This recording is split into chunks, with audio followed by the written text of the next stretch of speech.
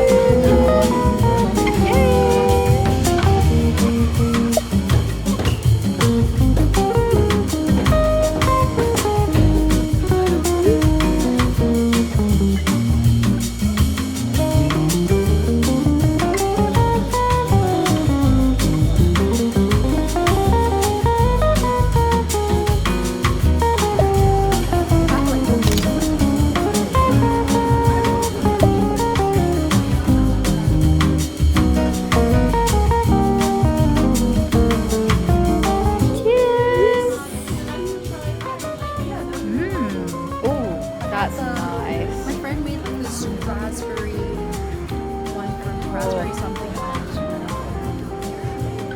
Wait, that's so good.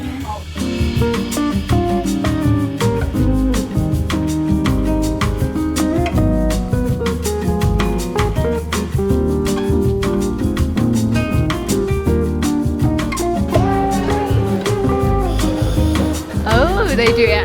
Everywhere has to do matcha now.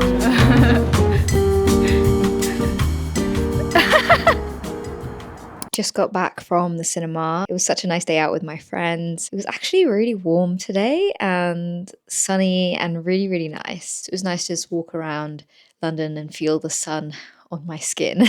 We went to go and watch The Drama, which is that Robert Pattinson's Zendaya film, and it was actually really good. Like, I would rate it very highly. I don't want to spoil it because I think the trailer does a good job of like hiding the kind of premise of the film, so it kind of intrigues you into watching it because you're like, oh, I wonder what this story is about. The editing was really good. I was very impressed with the editing. The sound design as well was like really well done, and like towards the end some of the sound design was like making us like jolt in our seats. But yeah, it was like, I think, a really well written, edited, acted, directed film. So yeah, I would definitely recommend it. Like, I usually don't normally go for this type of film, but I just felt quite intrigued by it. It was like a really good, fun movie to watch with my friends. And yeah, so I had a nice day. I got a bunch of junk journaling materials. This will go perfectly in my junk journal. I also saved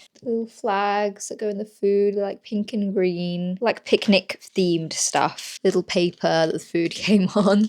My order came with a free sticker sheet, so I'm gonna put these in my sticker book so I can use them later. I forgot to mention, in the cinema, it was Odeon, and they have these like really like funny couple seats. So it was like two of us in like a little couple cubby seat set. I took some pictures of me and Karen in our little couple seating arrangement, and the seats were really nice, like really comfy, like they went far back. You could like, you're basically lying down watching the cinema, and like the view when you're lying down is still really good. Like there's no one's heads like obstructing the view, and you just get a nice clear view of the whole cinema screen. So yeah, it was good, it was fun. We did a little photo booth moment.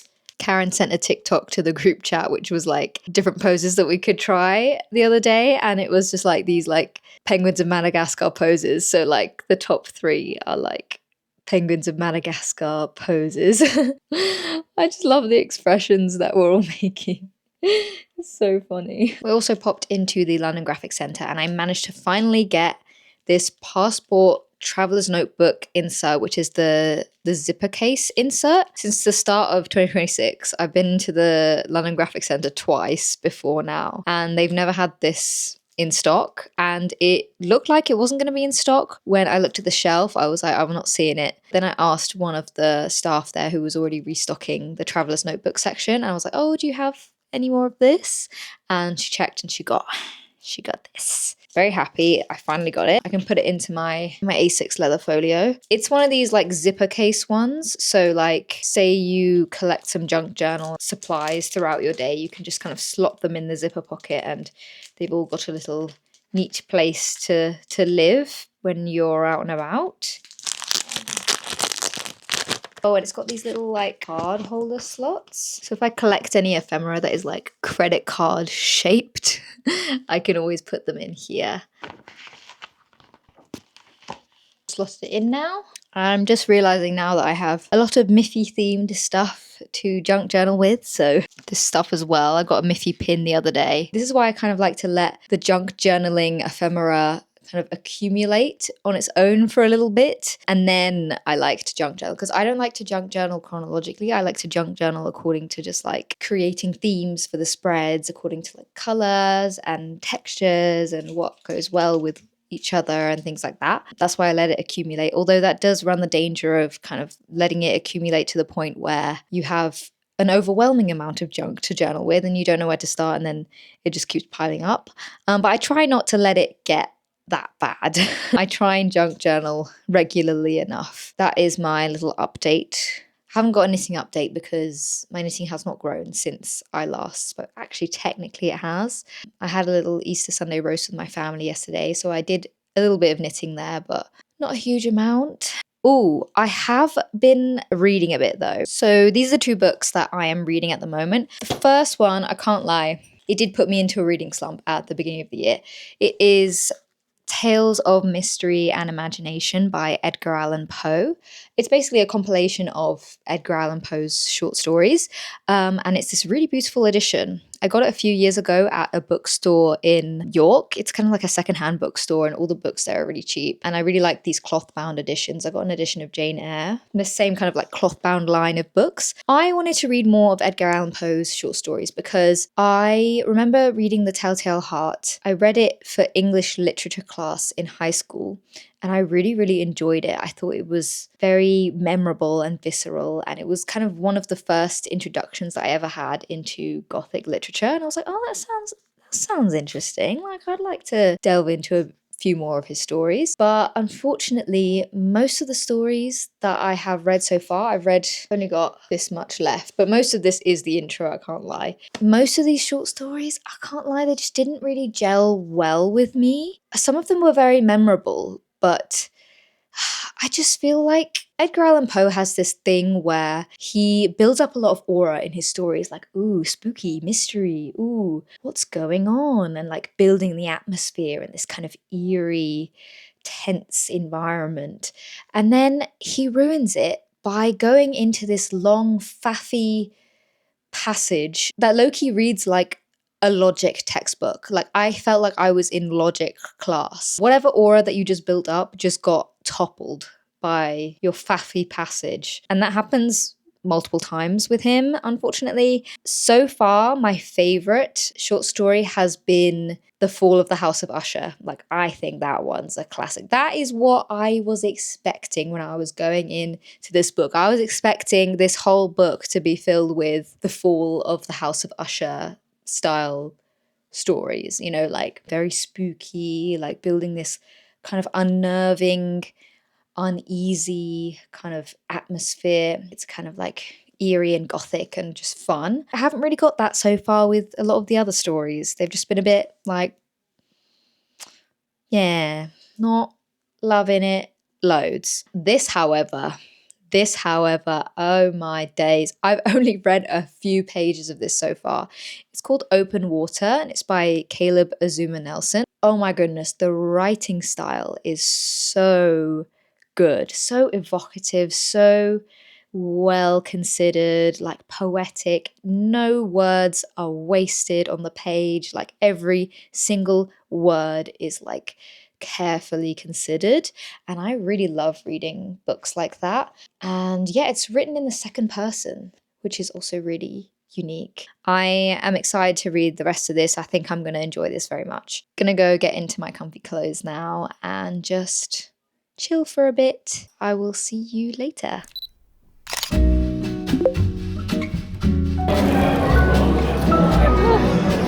Okay. Okay, cheers. Cheers. Yeah, that's what I was going to say. It's slightly sweet. And we 50% sugar. I'll give it 100%. Rather than 100% sugar. It's nice. Yeah. Yeah. Oh, it looks so good. Wow. Thank you. We get so many dumplings.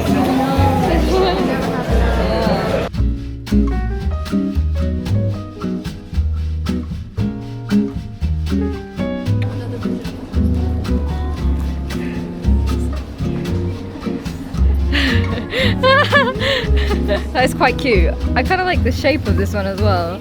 Yeah. It can be yours for the low person through £3.90.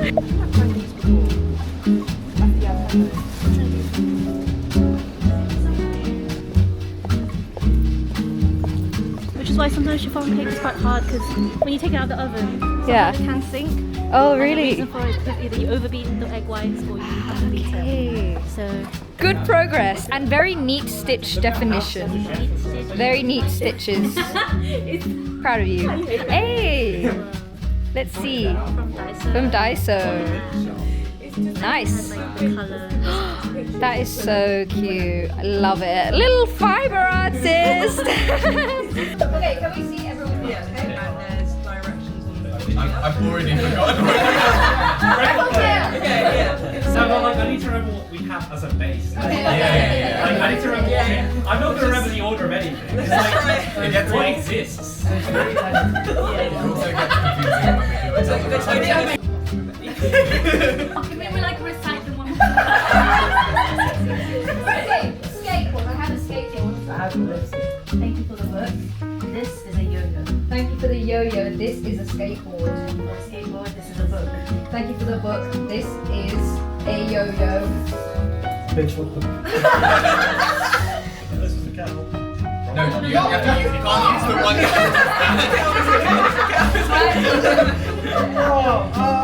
Wait. Let me tell you something. I think you know it. Come on. Oh, Check. Oh shit. This is a cat. I still don't know what this is. A lamp? I don't know. That's a clock. This is a cat. This is a cat. This is a cat. Oh my god, you guys get penalties. Fuck the whole thing up. birthday cake. What is this? This is a yo-yo. The yo-yo cat.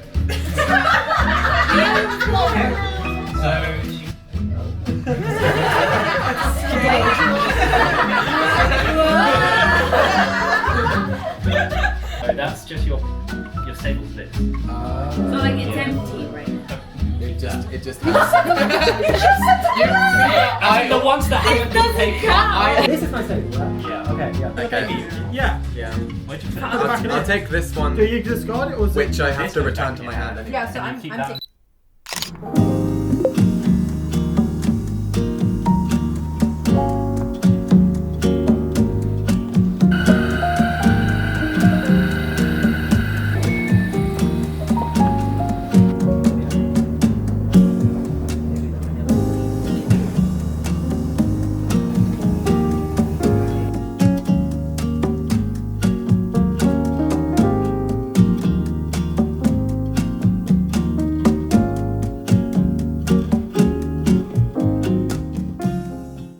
back from work now. I was working on my Mew top on the way into work and on the way back, and I thought I could finally try it on and see what it looks like on me.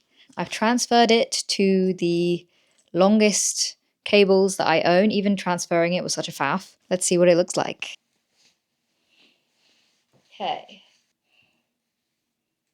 Okay, I'm really liking how it's looking so far, actually. It goes down to my hips, just like I wanted, and I've done 57.5 rows so far. Yeah, I'm really liking how it's looking. Yeah, I'm excited to start the kind of bust portion. I think that'll be fun. Tonight we're going to watch The Hunger Games Mockingjay Part 1 because we are rewatching the Hunger Games series currently. And I remember reading the books when I was like in year 7. I read them back to back and I just like inhaled those books as a kid. It's definitely by far the best kind of like dystopian YA fiction out there. I think the first one and the second one are both great. Mockingjay Part 1 and 2, they're alright. They're alright. That's my progress. I will catch up with you in a bit. Hello, hello. This afternoon I went to go and get my nails done and they look really, really nice. I went for kind of a more neutral look this time. So the color is kind of like a pinkish, whitish color and it looks very neutral on my nails. And it is a cat eye, so it kind of like shines a lot. This is the outfit for today. I've gone with this brown dress, this blue shirt on the top. Love the blue and brown combo. You can't really see, but I've got this kind of like dress over jeans moment going on. I have been reading this. I read up to the end of chapter 5 last night and it's really, really good so far. And I love that it has such short chapters. Like, I love a short book with short chapters.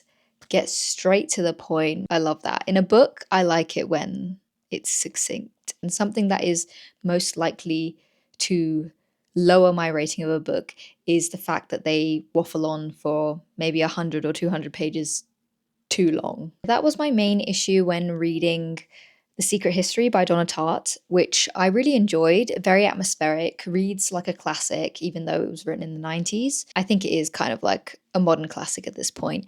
And I really enjoyed it, but I just thought that the middle section was a bit waffly. And the book in total is I think, over 600 pages. I thought maybe you could have cut about 100 to 200 pages in the middle. Although I can see why someone might think, that's necessary to show the kind of time passing throughout the book. But I don't know. That was my one gripe with The Secret History. I thought it was really interesting otherwise. All the characters are extremely unlikable, but I knew that going into it that it wasn't going to be a book with extremely likable characters. And I also don't think you need a likable character to carry a story. I think when people rate a book poorly just because the main character is unlikable without even really thinking about what the author's intention was, like was the author even intending for the character to be likable? Because it's not always the case. Like sometimes the main character is meant to be insufferable for a certain specific purpose to aid in the story. But I think a lot of people are like, oh, 1 star, the character was insufferable and unlikable. Sometimes there's more to it than that. Like for example, with The Secret History, I think the characters are supposed to be quite obnoxious and unlikable and pretentious.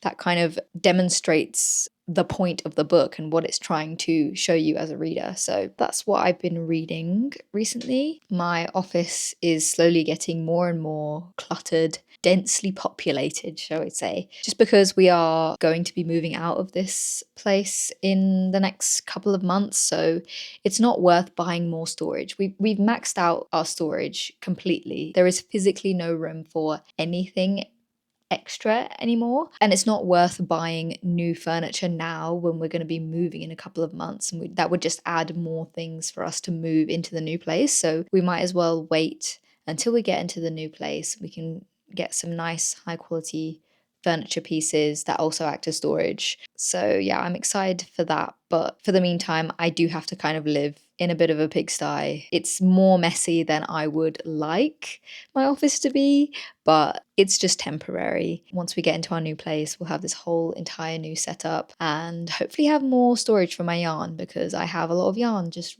lying around in random bags all over the place. Tonight, we're going to watch Race Across the World because the new episode is coming out tonight. I am going to make pasta bake for dinner. I'm going to start cooking right after I film this clip because I'm really, really hungry. I'm just realizing how hungry I am right now. I almost forgot to mention, I had to do a restock of some of my favorite makeup items. It's really weird because some of my go-to holy grail makeup items just kind of ran out at the same time, which kind of works well because then I can just order them all together in the same order. 3 of my holy grail makeup products. Firstly, we've got the Judy Doll Curling Iron Mascara in the shade 02 Brown. I love Judy Doll products. They are so, so, so good. I need to try more of their stuff because everything I've tried from them has been a hit. The eyeliner in brown is my go-to eyeliner. It's like the slim, really, really ultra slim eyeliner. It's literally idiot proof. Like any old idiot like me can do their eyeliner and make it look good with the Judy Doll extremely slim tipped eyeliner. But yeah, this is their mascara. It's in the brown shade. I love brown eyeliner and brown mascara. I think it just looks really, really nice. The tip of this mascara is teeny, teeny, teeny, tiny, and it's also angled, so it makes it really easy to get into all the like little crevices of your eyelashes. It is so, so good. I was running out, literally absolutely scraping the barrel of it, and I was like, okay, it's time to get a replacement of this. Love Judy Doll products, and they're so cheap. They're so cheap. This is the best mascara I've ever tried, hands down, and it is so much cheaper than a lot of the other mascaras I've tried. In fact, probably all of them.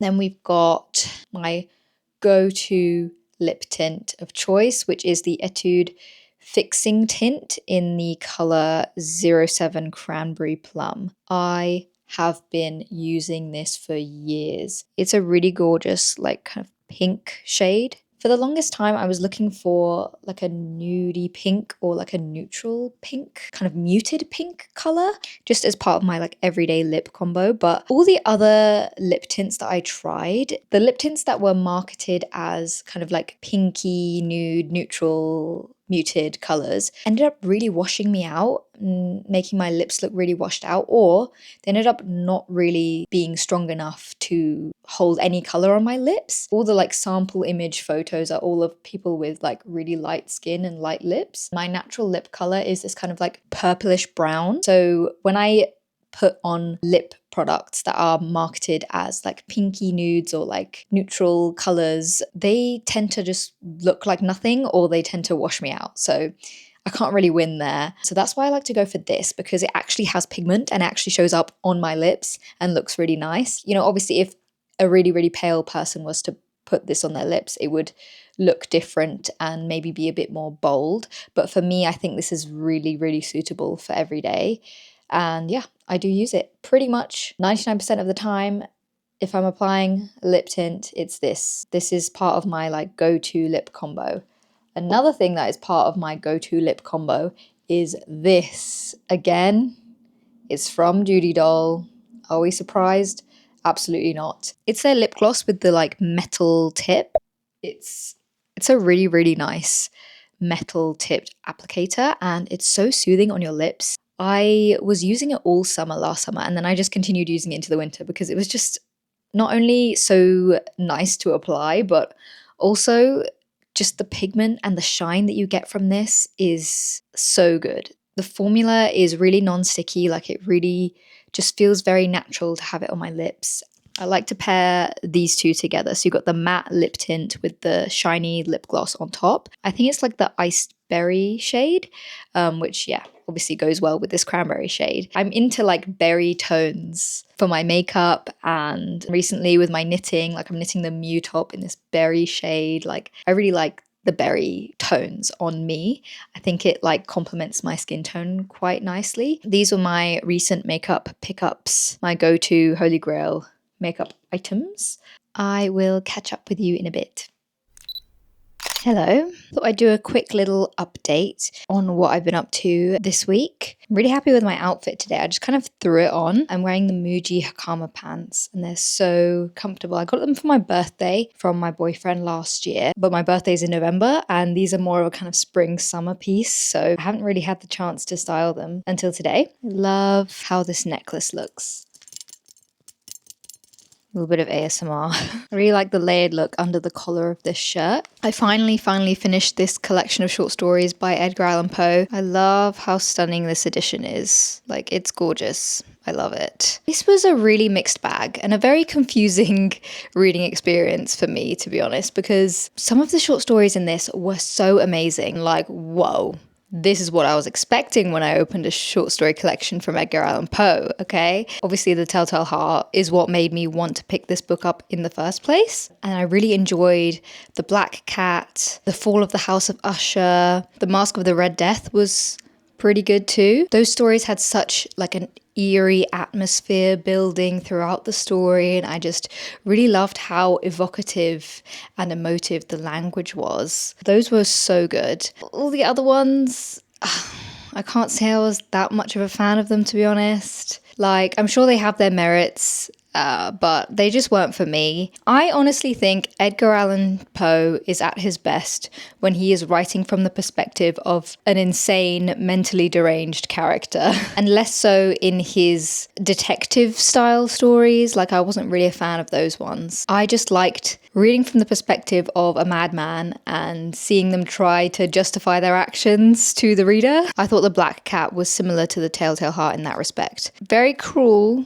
very mean and nasty, and I felt bad for the cat, but it was definitely Poe at his best. Like, this was like the quintessential Edgar Allan Poe that I was looking for. Honestly, such a mixed bag, and it's really hard to rate these types of mixed bags when you don't really enjoy most of it, but the reason I finished this is because I knew that there were some standout bangers amongst the less interesting stories to me, so I just kept going because I was like, well, what if there's another banger right at the end? You know, I need to stay tuned for that. So yeah, I did finish this, even though I wasn't enjoying most of it. So that's that. Something I'm really enjoying is Open Water. I am almost halfway through now. Really, really good so far. It's a love story, and I haven't read a love story in ages, I feel like. I don't usually gravitate towards romance, and I wouldn't say this is a romance. It's more of kind of literary fiction centered around a love story. So that's that on that. As for my filet crochet decorative table mat doily thing, honestly, I've only done about a couple of rows since I last showed you in my last vlog. Oh, it's looking so good so far. Yeah, I've only done a couple of extra rows. I haven't had much time to work on it. I only did a couple of rows, but like this kind of movement back and forth again and again and again,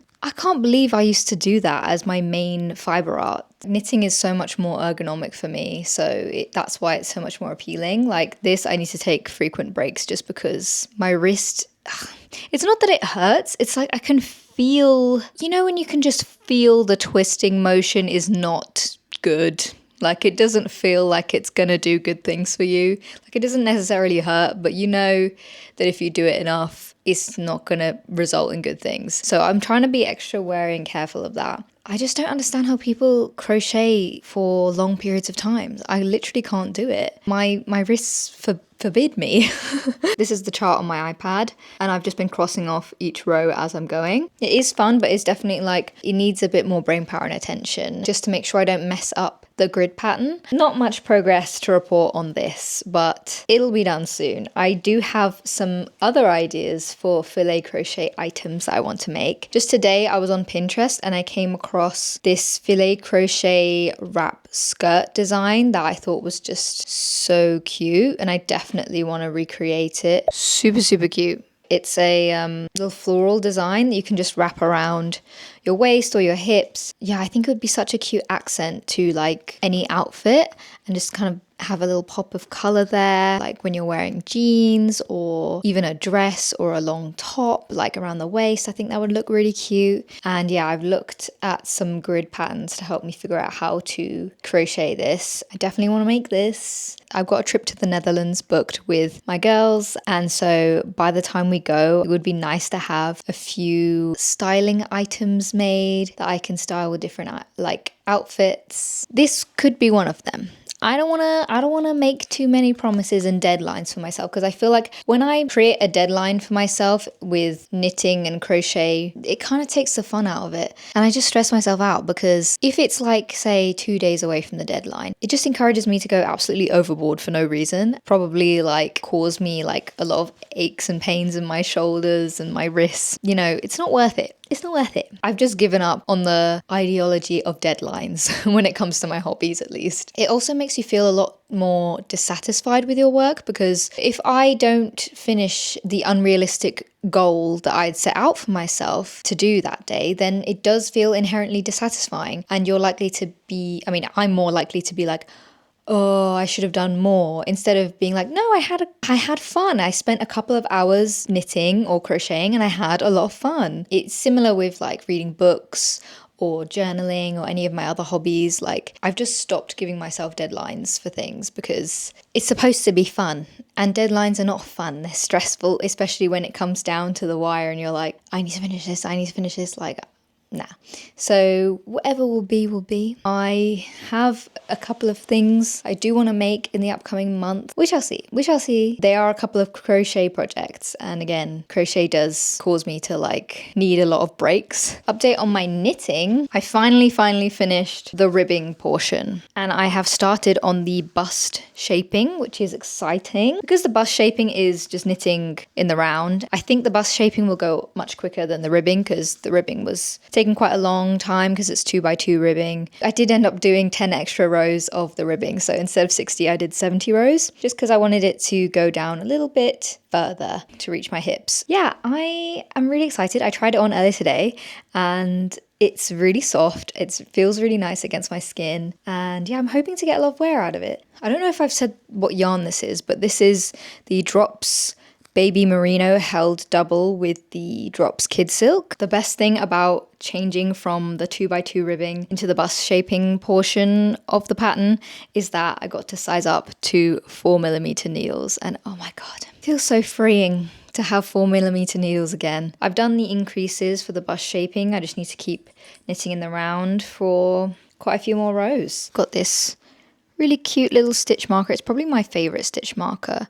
It's this like really nice heart one that's quite like cute, like a little pearl charm. I'm excited to wear this and style it with cute outfits. It's gonna be so fun. And that's about everything really I've been getting up to recently. I hope you enjoyed this video, and I will see you in the next one. Bye.